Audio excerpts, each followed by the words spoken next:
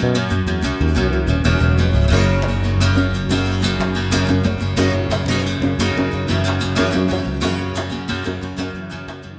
my friends. Welcome to this week's newscast. You know, while U.S. warplanes strike at the Islamic State in both Syria and Iraq, truckloads of United States and Western aid has been flowing into territories controlled by the IS, assisting them to build their terror-inspiring caliphate. What becomes even more bizarre is that while aid is still going into ISIS-controlled areas, only a very small amount is going into Kurdish areas in northeast Syria. And further, last week, President Obama, in an interview he gave to France's Canal Plus TV channel, said that the American people need to be better educated about Islam, since the United States could and should be regarded as a Muslim country. Good grief. All I can say is, if Obama was put in the White House in the interest of taking America down, he sure is doing an awfully good job of it. Okay, wars and rumors of wars. Turkey. Turkish fighter jets bombarded positions of the outlawed Kurdistan Workers' Party, known as the PKK, following attacks on military outposts in southeastern Turkey. This is a first since the start of the peace process. The Turkish General Staff ordered the bombing of the PKK's positions in the Daglika district, the southeastern Hakkari province, late on Monday, October 13th. The bombarded targets were involved in assassination, armed incidents, and attacks on security bases after last week's nationwide protests. Also, Turkey has been helping Peshmerga forces cross into Kobani to fight the IS presence there. Afghanistan. Also on Monday, October 13th, Taliban insurgents ambushed a convoy of Afghan security forces in northern Afghanistan. 22 soldiers and policemen were killed. Syria. Also on Monday, October 13th, intense battles continued in the southern part of Kobani, where Kurdish fighters of the People's Protection Units, the YPG, unleashed a counter-offensive against ISIS positions in that part of the predominantly Kurdish town, stripping them of 2 sites that the IS had established. 13 Islamic State fighters were killed. On Thursday, October 16th, airstrikes by U.S.-led forces successfully pushed the Islamic State back in parts of Kobani. Yemen. Houthi rebels seized the strategic port city of Hodeidah on Tuesday, October 14th, widening their fast-expanding zone of control. This was just hours after a new premier was named in a bid to defuse Yemen's escalating political crisis. And with the weakening of the central authority, battered by the rebels' seizure of Sana'a last month, southern separatists were stepping up their demands for independence. Shiite rebels who have been expanding their control in Yemen clashed with al-Qaeda militants in the center of the volatile country, leaving 12 dead, 5 rebels, 6 suspected al-Qaeda militants, and 1 civilian. Libya. On Wednesday, October 15th, in an operation to liberate Benghazi, there were clashes between retired General Khalifa Haftar's forces and the Islamist militia known as the February 17 Martyrs Brigade. Haftar's forces attacked with tanks and jets, but a counter-offensive was launched by the Islamist militia. At least 25 people were killed by Thursday, October 16th, and the Islamist militia held its ground in the face of that assault. Tanks spearheaded attacks on the Islamist militia while warplanes carried out raids on its headquarters. On Friday, October 17th, Haftar's forces said they captured the Islamist militia's headquarters, but it wasn't so. The Islamist militia prevailed, and all pro-government forces had no choice but to withdraw. Sweden's military has deployed planes and ships in the Stockholm archipelago against what it says is a foreign threat in their waters. Turns out, a Russian submarine was spotted some 30 miles from Stockholm. Note: Islam, the army of Satan that takes this world into Armageddon, has been growing at a staggering pace. Take a look at this list. Here is a list of jihadist Muslim groups that are spreading globally. Jabhat al-Nusra, Hamas, Hezbollah, the Popular Front for the Liberation of Palestine, Elam Kumpulan Mujahideen, Jumat al-Fukra, Lashkar-e-Taiba Haqqani Network, Jama'ah Islamiyah, Boko Haram, the Palestinian Liberation Front, the PLO, the Palestinian Liberation Organization, the Palestinian Islamic Jihad, Moro Islamic Liberation Front, Harat-ul-Jihad al-Islami, the Muslim Brotherhood, Al-Shabaab, Ansar al-Sharia, Al-Aqsa Martyrs Brigade, the February 17 Martyrs Brigade, Uyghurs Tamil, Malaysia Jama'atul Mujahideen, Abu Sayyaf, the Khorasan Group, and of course, ISIS. And this is not the complete list. The Shemitah year. Financial Watch. Europe's economy is sputtering. Oil prices are plunging. Stocks are swinging wildly. And Wall Street's long-dormant fear index is now predicting greater turbulence ahead. Eurozone fears have returned with a vengeance as deepening deflation across southern Europe and fresh turmoil in Greece set off wild moves on the European bond markets. Yields on the 10-year German Bund plummeted to an all-time low, touching levels never seen before in any major European country in all of recorded history. Chinese banks are seeing the writing on the wall in terms of the debt they've accumulated and are taking measures to protect themselves.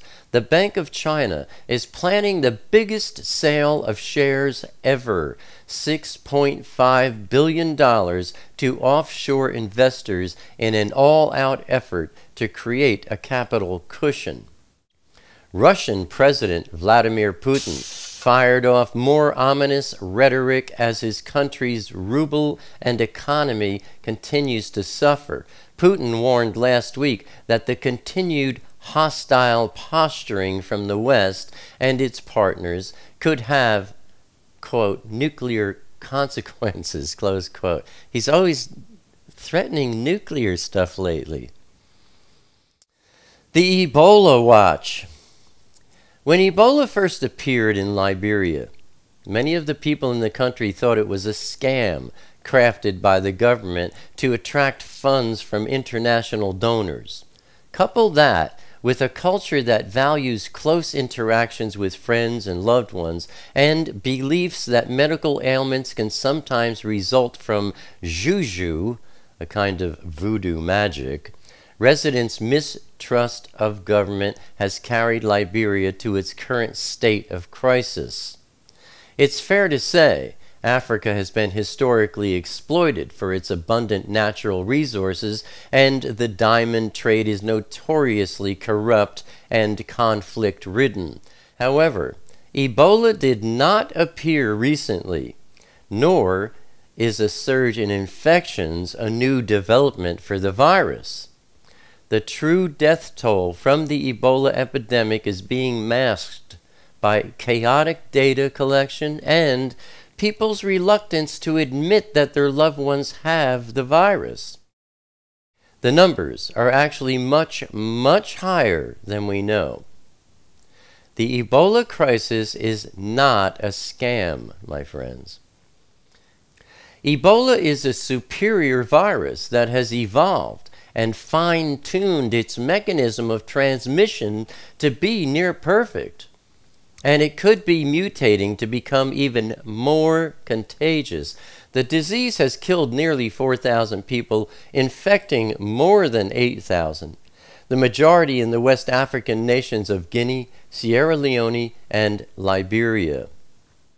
Vomit particles may aerosolize at the moment the patient vomits and can remain in the atmosphere, infecting victims. This is why the medical industry is so terrified. They know they can't destroy it. All they can do is try to divert it or to outrun it. And now, experts are saying that Ebola cases in the United States may exceed 24 by the end of this month. 2,000 to 3,000 people are entering the United States from West Africa every year without any screening. That is, approximately 100 to 150 people are coming into the United States every day from Ebola-infected areas without any screening process of any kind.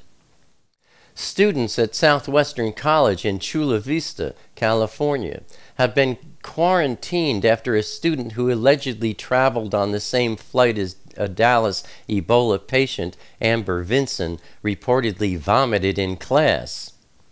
A plane from Nigeria landed at JFK Airport on Thursday, October 16th, with a male passenger aboard who had died during the flight after a fit of vomiting. And CDC officials conducted a cursory exam before announcing there was no Ebola and turning the corpse over to Port Authority police for removal.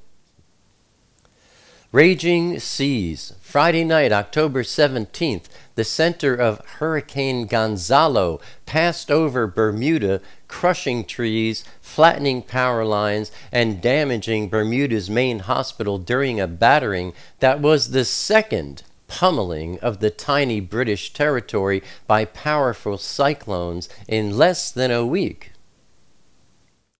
A once-in-a-million-years comet, a comet as hefty as a small mountain named Siding Spring, passed mind-bogglingly close to Mars last Sunday, October 19th, approaching within 87,000 miles at a speed of 126,000 miles per hour.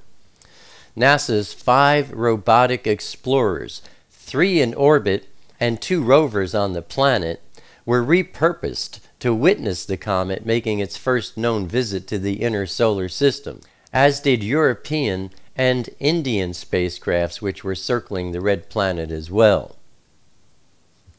As it was in the days of Noah, 2 Christian ministers who own an Idaho wedding chapel were told they had to either perform same-sex weddings or face jail time and up to $1,000 in daily fines. This report is as un-American as anything could possibly be. And yet, things like that go undetected all the time these days. Pharmaceuticals. In Noah's day, the Nephilim were causing havoc in many ways. One of those ways was teaching men sorcery and magic, the use of drugs. And the Nephilim are still at it today, my friends. Revelation chapter 18, verse 23 reads, "By your sorceries," some versions say magic spell, were all nations deceived.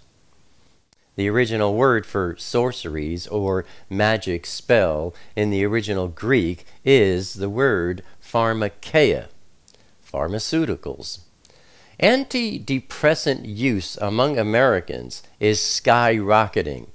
Adults in the United States consumed 4 times more antidepressants in the late 2000s than they did in the early 1990s. SSRIs, selective serotonin reuptake inhibitors, are a class of compounds typically used as antidepressants in the treatment of depression, anxiety disorders, and some personality disorders. And, of course, one of the side effects is the desire to commit suicide. How much sense does that make? And yet, doctors continue to prescribe SSRIs for other ailments as well, even ailments like arthritis, hot flashes, and migraine headaches, among a plethora of others. One motivating factor is that they believe SSRIs are a fairly safe option for altering brain chemistry. And many clinicians reason that because they know so little about mental illness, they might as well try the pills that are already available. Speaking of mental illness, if you haven't watched my video about the Nephilim and demons, click the link seen at the end of this video, also seen below this video in the More Info section. And that's the news for this week, my friends. Abba willing, I'll see you here next week. Until then, shalom.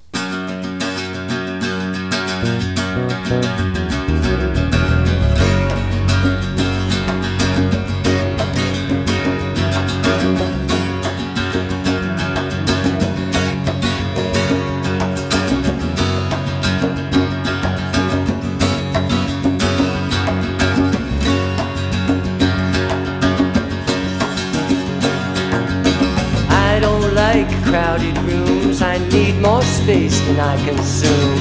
Enough is time alone with you, underneath a naked moon, sharing confidential moods and making chatter.